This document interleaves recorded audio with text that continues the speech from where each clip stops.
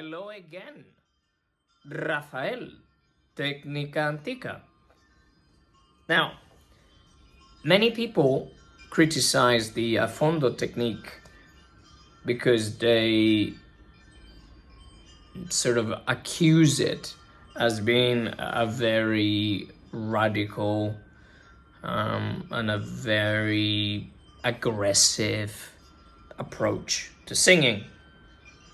And my answer to that is that any technique whatsoever, it's detrimental or even harmful if you abuse it. I am a lyric tenor. I have always been a lyric tenor. I have never been a spinto tenor. And the repertoire I sang when I was active was borderline with the spinto repertoire. It's true that I sang Trovatore and I sang Norma and I sang Tosca and Butterfly. That usually is sort of given to tenors that fall into the category of spinto. One of the most, I would say, the clearest examples of a lyric tenor singing heavier repertoire is not the one you have in mind, possibly, but maybe I'm confused. It's actually Beniamino Gigli, because Beniamino Gigli had the ability, skill, call it whatever, to add dramatism to his voice without harming it and sound convincing in heavier roles such as Aida, for example, or Manon Lescaut, which are definitely spinto. Even, with Aida, you could go into the spinto drammatico fach. The other one that could come in mind would be Luciano Pavarotti, but again, it's a personal opinion. I do not enjoy very much his renditions of Aida, Otello, Trovatore, or basically anything heavier than La Bohème. Whilst Gigli, I can definitely dig it. So why did I sing that passage of Nessun Dorma? Well, because even though Nessun Dorma is not something, Calaf is not something that would follow on my fach or repertoire, I am more a duca. I can still make it work somehow, although I doubt that even today I would be a very convincing Calaf. But then there is this thing that Richard Miller addresses in his book, actually, Training Tenor Voices, that says the spinto complex, which I believe many tenors nowadays, and I can name a few, for example, unfortunately, Rolando Villazón. I could say Alvarez, back in the day, Araiza, and nowadays Alaña, definitely, along with Marcelo Alvarez, Betzala, Tettelman. The list is very, very wide. I have no,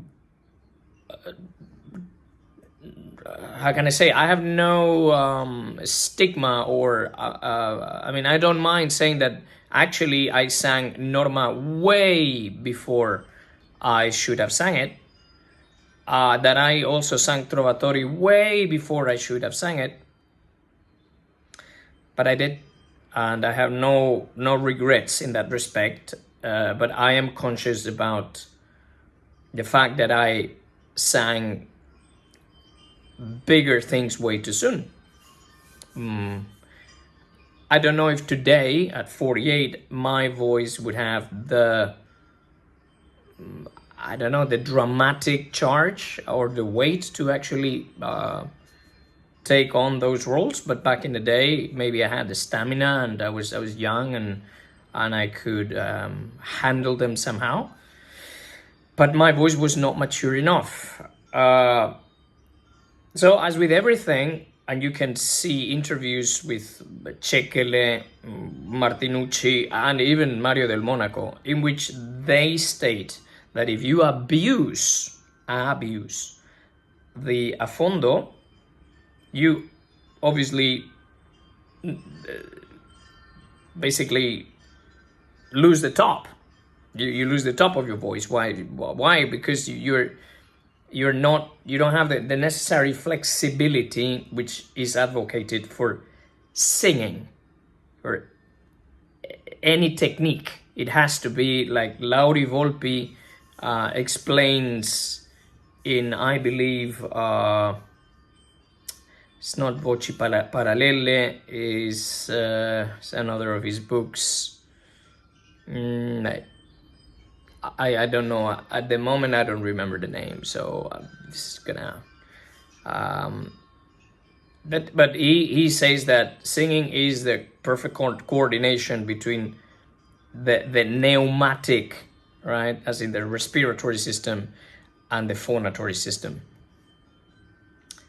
So if you get that out of balance, you're in trouble, because you are gonna find yourself pushing. And what is pushing is just stopping that natural flow of air that provides you with the necessary subglottal pressure to produce the note, volume, density, pitch that you require. So, of course, I could go back to this Nessun Dorma and go, ma il mio mistero è chiuso in me, e la luna mia nessun saprà, no, sulla tua bocca lo dirò. And that would be exaggerating the weight and the drama that perhaps a true caliph would possess.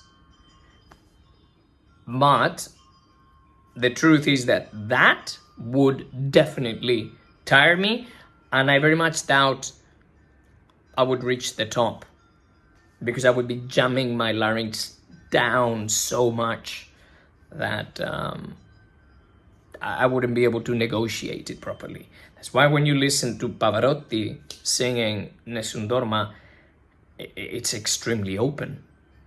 Yeah, when he goes to that passage, you know? Sulla tua bocca lo dirò. It's an open cover, but everything is based on an ah. He was a lyric tenor. If you listen to Cekele, you're gonna listen to this blade that is extremely vertical, but because he could handle it. Okay, so singers, they find in their book of tricks what works again for them, and they apply it, and everybody's different. And then there are extremes, and one could say that Mario del Monaco was one extreme. One could say that Giuseppe Di Stefano was another extreme. And then in the middle, was there anybody?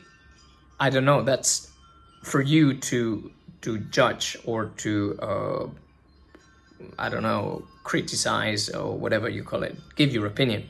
But don't get, don't get confused. Just because somebody can sing a certain aria, now Flores in a concert singing Nessun Dorma, beautiful, okay, whatever, but he will never be a calaf.